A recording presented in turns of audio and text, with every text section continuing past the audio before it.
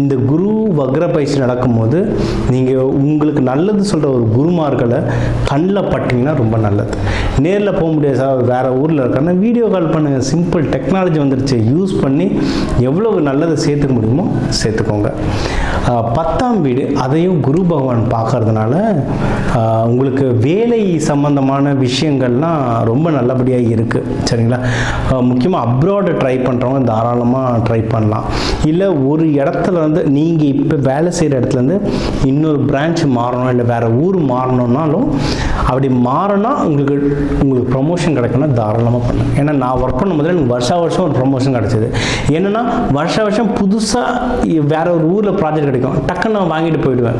அங்கே யாரும் போக மாட்டாங்க. ஆனால் நான் கேட்டு போகிறதுனால சீனியராக ஒருத்தர் வராருன்னு சொல்லிட்டு என்னை ப்ரொமோஷனோடு அனுப்புவாங்க. அவ்வளோதான். அந்த மாதிரி மாறிக்கிட்டே இருங்க, முடிஞ்சு போச்சு. சரிங்களா? ஸோ அந்த மாதிரி நீங்கள் மாறினாலும் உங்களுக்கு அதிகமான ப்ரொமோஷன் இருக்குது. ஃபேமிலியை டிஸ்டர்ப் பண்ணாமல் அதை எப்படி பண்ண முடியுன்றதை பாருங்கள். 11ஆம் வீட்டையும் குரு பகவான் சனி பகவான் பார்க்கறதுனால உங்களுக்கு ப்ராஃபிட் வரும். சரியா? ஒரு இதுலேயும் இன்வெஸ்ட்மெண்ட் பண்ணியிருப்பீங்க, அதில் ப்ராஃபிட் வரும்.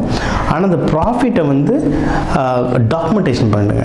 நீங்கள் வந்து இப்போ ஸ்டாக் மார்க்கெட்லேருந்து ஒரு ப்ராஃபிட் எடுக்க போகிறீங்க, இல்லை ஒரு ஃப்ரெண்டிகிட்ட கொடுத்துருந்த வட்டி கொடுத்துருந்தா நிறைய வட்டி போட்டு இப்போ நியூ இயர் அதுமா தரானா டாக்குமெண்டேஷனை வச்சுக்கிட்டிங்கன்னா தப்பிச்சுப்பீங்க. இந்த ப்ராஃபிட் உங்கள் கையில் இருக்கும். டாக்குமெண்டேஷன் பண்ணலைன்னா ஒவ்வொருத்தரும் நம்ம நஷ்டம் வரும்போது கூட இருப்பாங்கன்னு தெரியாது, ப்ராஃபிட் வரும்போது ஒவ்வொருத்தரும் வந்து எனக்கு கூட ஒன்று கூடன்னு வாங்கிடுவாங்க. அதனால் டாக்குமெண்டேஷன் வச்சிங்கன்னா நீங்கள் தப்பிச்சிருவீங்க. 12ஆம் வீடு, அதையும் சனி பகவான் லைட்டாக பார்த்துட்டு இருக்கிறதுனால பெரிய பிரச்சனைகள் கிடையாது. பட் தூரதேசம் ட்ராவல் பண்ணுறதுனா பார்த்து நிதானமாக பண்ணுங்கள். முடிஞ்ச அளவுக்கு சீக்கிரம் தூங்கிடுங்க. ஏன்னா தூக்கம்லாம் லைட்டாக டிஸ்டர்ப் ஆகிற டைம் இதெல்லாம். சீக்கிரமாக தூங்கிட்டிங்கன்னா, சீக்கிரமாக தூங்கி காலையில் சீக்கிரமாக எழுந்திங்கன்னா அதுவே உங்கள் லைஃப்பில் நிறைய சேஞ்சஸ் தெரியும், முக்கியமாக ரிஷபராசிக்கு. சரிங்களா? ஸோ ஓவராலாக இந்த டிசம்பர் மாதம் எப்படி இருக்குன்னா ரிஷபராசிக்கு நேரம் ரொம்ப ரொம்ப நல்லாயிருக்கு. சரிங்களா? இது ஒன்று.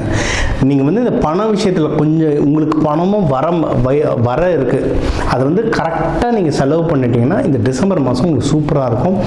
இந்த மாதம், இந்த வருஷம் 2025 முடிகிறதும் உங்களுக்கு ரொம்ப அழகாக முடியும்.